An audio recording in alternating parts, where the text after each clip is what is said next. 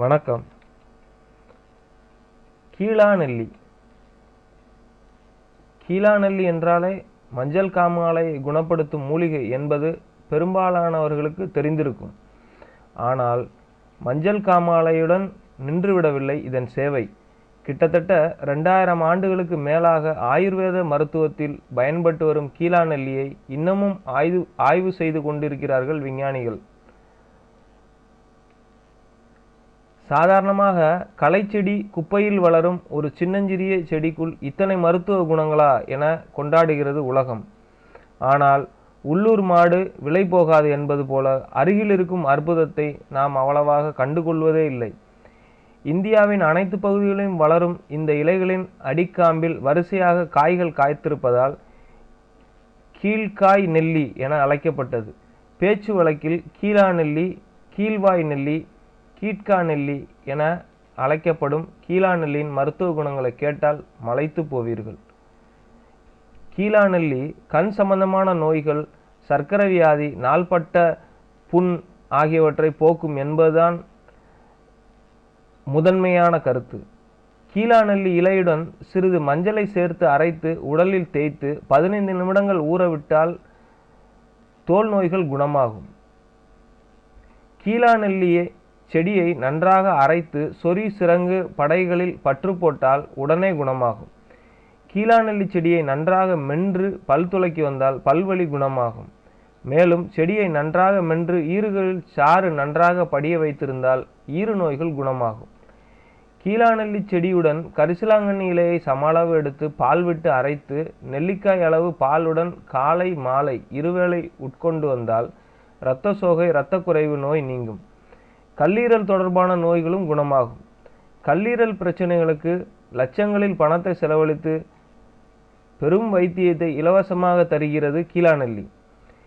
இன்றைக்கு மனிதர்களுக்குள்ள மற்றொரு பெரிய நோயான நீரிழிவு நோய்க்கு தீர்வு சொல்கிறது இந்த சிறிய செடி.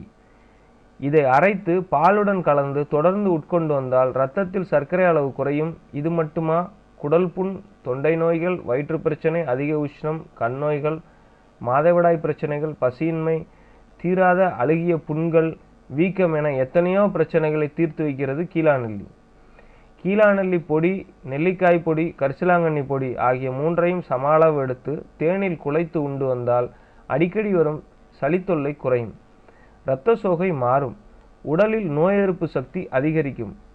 கீழாநெல்லி புற்றுநோய்க்கு எதிராக செயல்படுவதாக நவீன ஆய்வுகள் தெரிவிக்கின்றன. மஞ்சள் காமாலை நோய்க்கு கீழாநெல்லியை விட கைகண்ட மருந்து வேறு எதுவும் இல்லை. இதை ஆங்கில மருத்துவர்களும் ஒப்புக்கொள்கிறார்கள். நவீன மருத்துவ வசதிகள் இல்லாத அந்த காலத்திலேயே கண்களில் உள்ள வெண்கரு மஞ்சளாக மாறுவதை வைத்து மஞ்சள் காமாலையை கண்டுபிடித்த முன்னோர்கள் கீழாநெல்லியும் ஆட்டுப்பாலையும் மட்டுமே கொண்டு அந்த காலத்தில் உயிர்கொல்லி நோயான மஞ்சள் காமாலையிலிருந்து காத்து கொண்டார்கள். கீழாநெல்லி செடி, கரிசலாங்கண்ணி இலை, தும்பை இலை, சீரகம், பொன்னாங்கண்ணி ஆகியவற்றை சம அளவு எடுத்து காய்ச்சி பசும்பால் விட்டு அரைத்து கோழிக்குண்டு அளவு காலை மாலை இருவேளையும் பாலுடன் குடித்து வந்தால் 7 நாட்களில் மஞ்சள் காமாலை குணமாகும். 2 கீழாநெல்லி செடி, 4 ஏலக்காய் அரிசி, 1 காசு எடை மஞ்சள் தூள், 1 சின்ன வெங்காயம் ஆகியவற்றை பால் விட்டு அரைத்து காலை மாலை இருவேளையும் பாலுடன் குடிக்க கொடுத்தாலும் மஞ்சள் காமாலை குணமாகும். அதே நேரத்தில் கிராமப்புறங்களில் இன்றைக்கும் கீழாநெல்லி செடியுடன் வெள்ளாட்டு பால் விட்டு அரைத்து காலையில் வெறும் வயிற்றில் நெல்லிக்காய் அளவு ஆட்டுப்பாலுடன் உட்கொண்டு மஞ்சள் காமாலையிலிருந்து குணமாகிறார்கள். இந்த 3 முறைகள் எந்த முறை உங்களுக்கு எளிதாக இருக்கிறதோ அதை பயன்படுத்தி கொள்ளலாம். கீழாநெல்லி பொடி, சூரணம் ஆகியவை சித்த மருந்து கடைகளில், காதி கடைகளிலும் கிடைக்கின்றன. சமீபத்தில் பிரபல பாடலாசிரியர் நா. முத்துக்குமார் அவர்களையும்